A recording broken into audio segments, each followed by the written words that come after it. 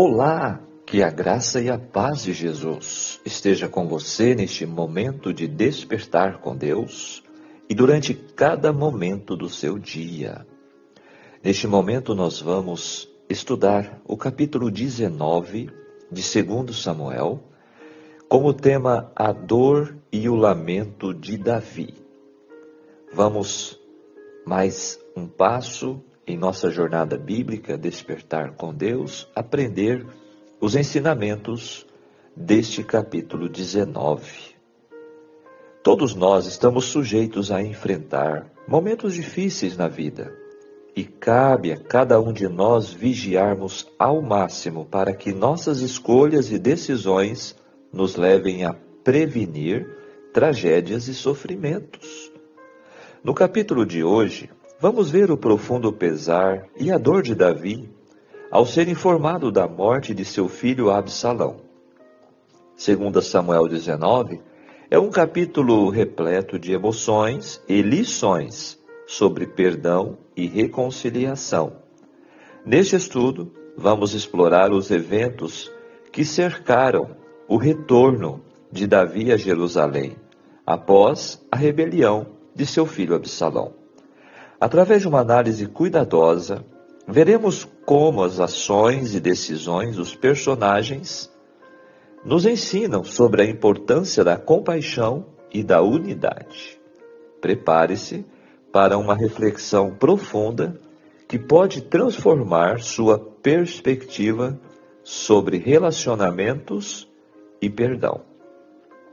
Essa é a nossa introdução em nossa reflexão de hoje. Vamos para o tópico análise e comentários dos textos.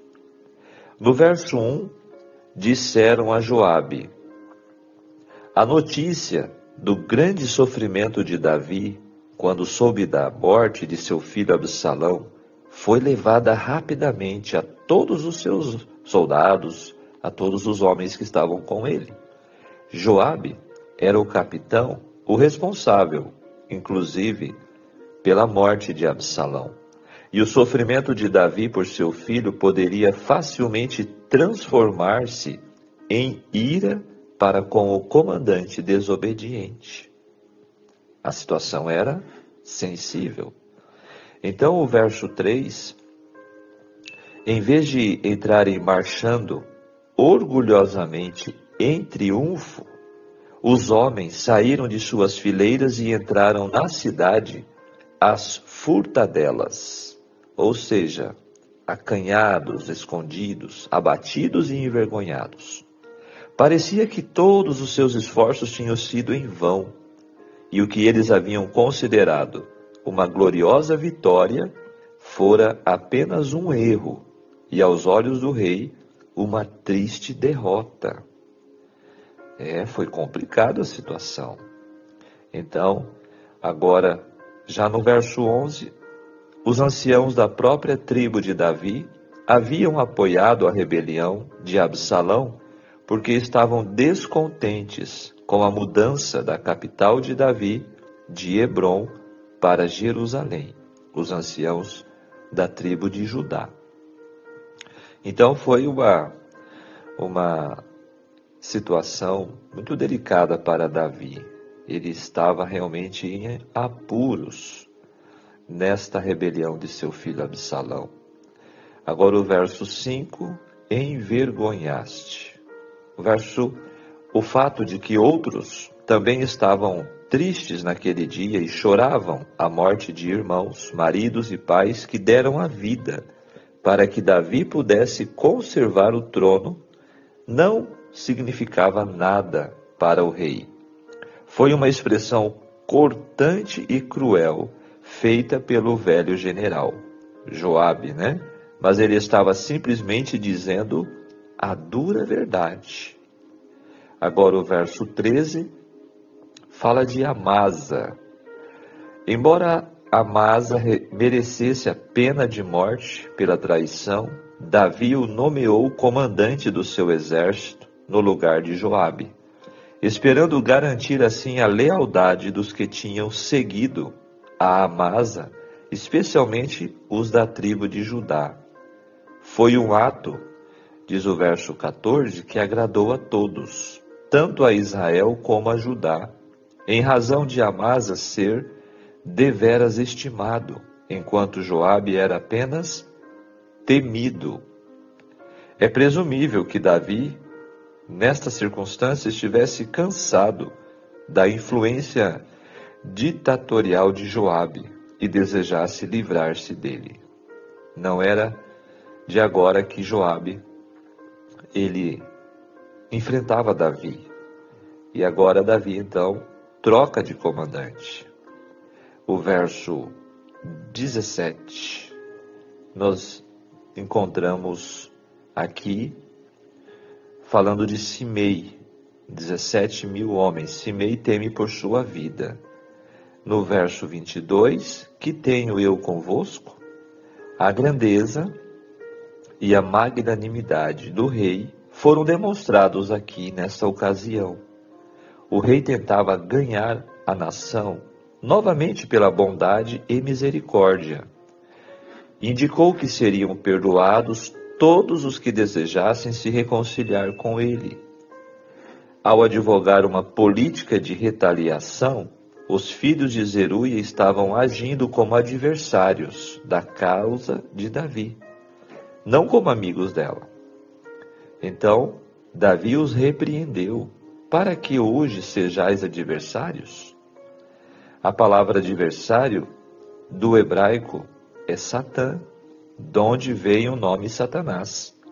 Com isto confirma-se a tensão oculta que havia entre Davi e os filhos de Zeruia, que na verdade eram seus primos. Zeruia era irmã de Davi e mãe de seus comandantes Joabe e Abisai. Então o verso 23, Davi cumpriu a promessa pessoalmente, não se vingaria do delito cometido contra ele. No seu leito de morte, no entanto, mandou Salomão cuidar do caso de Simei. Simei era culpado de grande crime e devia ter sofrido a punição, mas executá-lo não estaria em harmonia com o espírito da ocasião. Davi escolheu aceitar como adversário, como verdadeiro, o professo arrependimento de Simei. Contudo, a insinceridade dele deve ter se tornado evidente com o passar do tempo. Por quê? Porque Davi, posteriormente, no leito de morte, deu a Salomão a instrução com respeito a ele, dizendo: bem saberás o que lhe hás de fazer para que suas cãs desçam à sepultura com sangue. Então, provavelmente, este arrependimento, essa humildade de Simei, foi fingida. E agora o verso 24. Sinais de tristeza. Não tinha tratado as vestes, no caso Mefibosete. Ele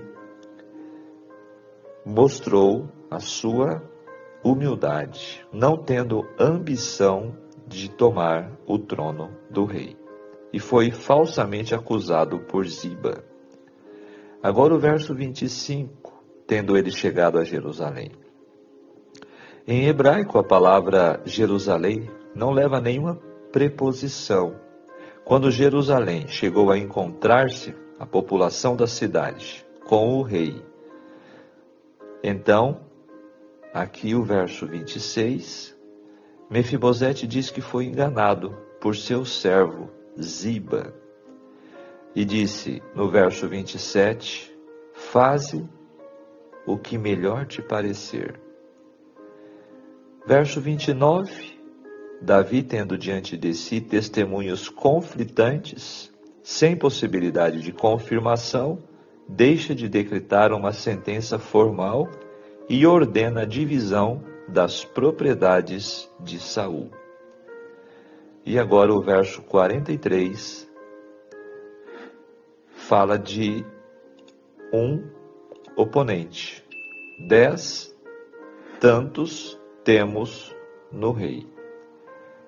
literalmente 10 reis, 10 mãos, referindo-se ao fato de que Israel era composto de 10 tribos e Judá 2. O rei era considerado propriedade do povo em termos proporcionais. Agora, as lições da vida de Davi, dessas circunstâncias, trazida pelo livro Patriarcas e Profetas, descrevendo esta ocasião em que Davi voltou para Jerusalém. O exército vitorioso, voltando do campo de batalha, aproximou-se da cidade, despertando suas aclamações de triunfo, ecos nas colinas. Mas ao entrarem pelas portas da cidade, findaram-se as aclamações, arrearam-se as bandeiras e com o olhar baixo avançaram mais como os que sofreram derrota do que como vencedores. Porque o rei não os estava esperando a fim de dar-lhes boas-vindas, mas no quarto em cima da porta ouvia-se o clamor de seu pranto. Meu filho Absalão, meu filho Absalão, quem me dera que eu morrera por ti. Absalão, meu filho. Esse foi o clamor de Davi. Joabe ficou cheio de indignação. Deus lhes dera motivo de triunfo e alegria. A maior rebelião que já fora conhecida em Israel tinha sido suprimida. E, no entanto, esta grande vitória se transformara em lamentação por aquele cujo crime custara o sangue de milhares de bravos. O rude e áspero capitão encaminhou-se para a presença do rei e disse com ousadia: Hoje envergonhaste os rostos de todos os teus servos, que livraram a tua vida e a vida de teus filhos e de tuas filhas, amando tu aos que te aborrecem e aborrecendo aos que te amam. Porque hoje dás a entender que nada valem para contigo capitães e servos, porque entendo hoje que se Absalão vivesse e todos nós hoje fôssemos mortos, então bem te parecera aos teus olhos. Severa e mesmo cruel como foi a censura ao rei, ferido em seu coração, não se ressentiu Davi com a mesma. Vendo que seu general tinha razão, desceu à porta e com palavras de coragem e aprovação saudou seus bravos soldados enquanto passavam diante dele. A subversão de Absalão não trouxe de pronto a paz ao reino. Havia-se unido à revolta uma parte tão grande da nação que Davi não queria voltar à sua capital e reassumir a sua autoridade sem um convite das tribos. Na confusão que se seguiu à derrota de Absalão, não houve ação pronta e decidida para chamar-se novamente o rei.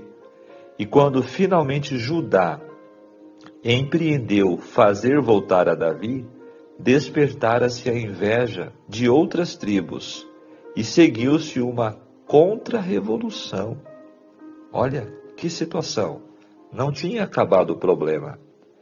Esta, entretanto, foi rapidamente sufocada e a paz voltou a Israel.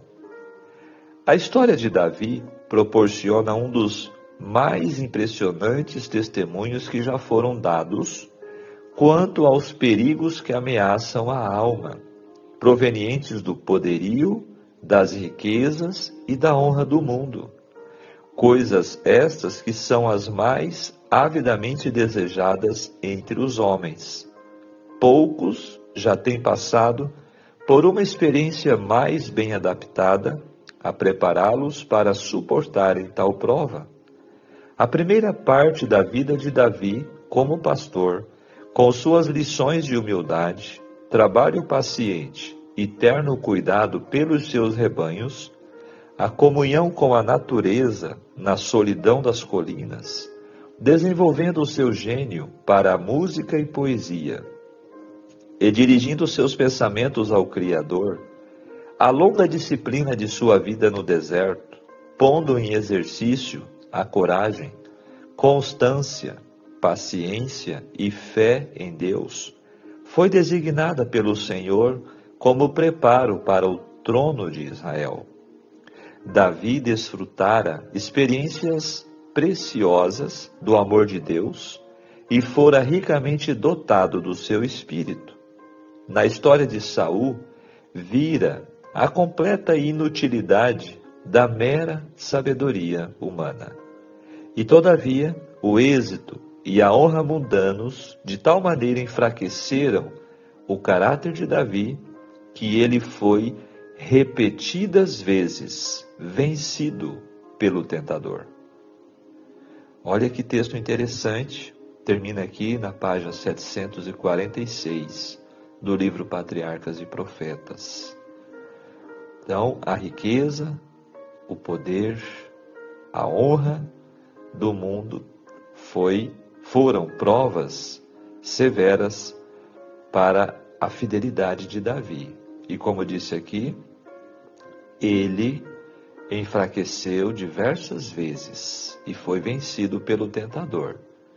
Mas, como ele era um servo que se arrependia, se humilhava diante de Deus, ele conseguia restaurar-se, ser restaurado.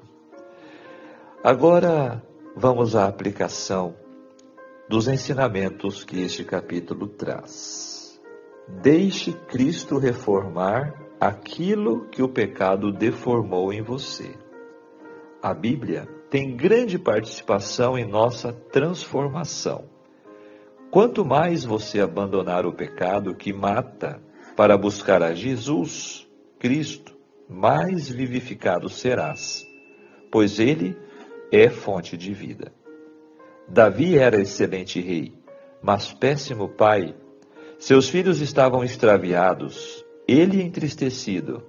Sua vida demonstra que nenhum sucesso compensa o fracasso da família. Não há honra ser rei, respeitado pelos súditos, nem mérito quando se está de luto por um filho que morreu, tentando lhe matar. O fracasso no lar pode levar ao fracasso profissional. Joabe repreendeu o rei Davi por negligenciar o bem-estar dos israelitas. Para agir com responsabilidade em prol de um povo, às vezes será necessário sacrificar os sentimentos oriundos dos sofrimentos causados pela irresponsabilidade na educação. Iniciou-se um movimento para restaurar Davi ao trono. Por que vos calais e não fazeis voltar o rei? Perguntaram. É uma pergunta apropriada hoje para a igreja apática. É necessário sabedoria e perdão para resolver a situação causada por negligência espiritual. Davi resolveu remover Joabe do comando do exército, provavelmente por ter matado Absalão, e colocou Amasa em seu lugar. Pouco tempo antes, Amasa, sobrinho de Davi, havia comandado as tropas de Absalão. Para alguém de fora, pode parecer que o rei puniu a lealdade e recompensou a rebelião, uma política de governo que dificilmente poderia trazer estabilidade. Sua decisão, porém, moveu o coração de todos os homens de Judá em favor dele, e lhe enviaram uma mensagem unânime de boas-vindas. Tratar com cortesia, amabilidade e compaixão qualquer pessoa é uma forma de permitir que Deus haja através de nós para auxiliar e restaurar o estrago que causamos em seus planos para a nossa vida. Davi perdoou Simei, saiu para receber bem a Mefibosete, após ouvir uma fofoca sobre ele, e ainda valorizou o velho Barzilai. Embora inveja atrapalhava, Deus, através de sua graça e misericórdia, operou a reunificação do governo de Davi. Desta forma, os efeitos bombásticos do pecado ainda continuavam no reino de Davi, mas Deus também.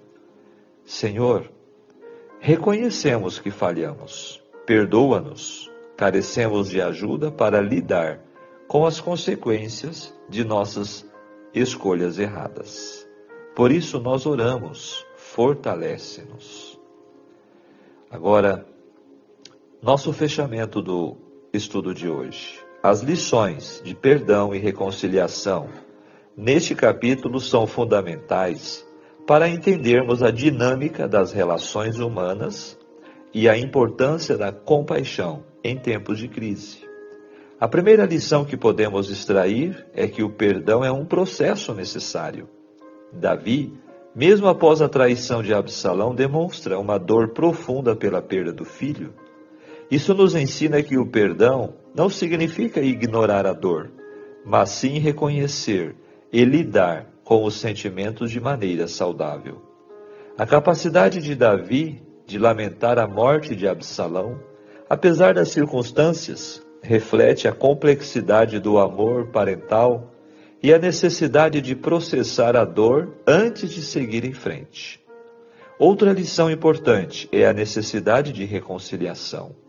O papel de Joabe ao confrontar Davi é crucial.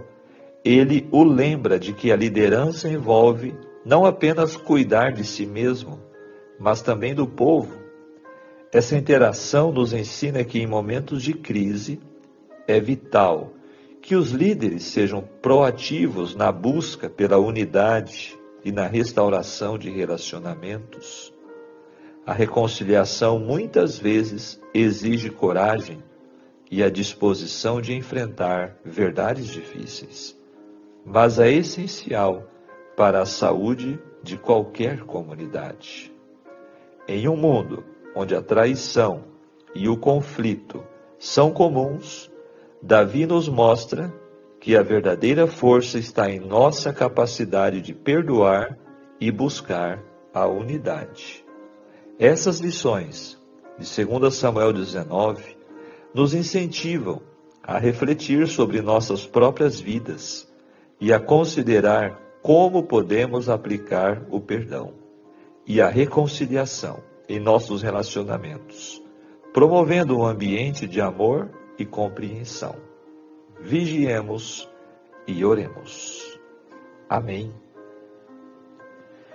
Este é o estudo, esta é a nossa reflexão dentro do capítulo 19.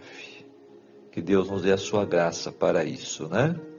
Pensamento de hoje: somente o poder de Deus pode derrubar os gigantes de nossa vida. Confiemos nele e não sofreremos mal algum. Amém? Muito bem, então, vemos agora o capítulo 19, o retorno de Davi para Jerusalém, né? E vimos aqui a dor e o lamento de Davi neste momento difícil de sua vida. Vamos orar? Para maravilhoso Deus, querido Pai Celestial, muito obrigado, Senhor, pelo despertar deste novo dia.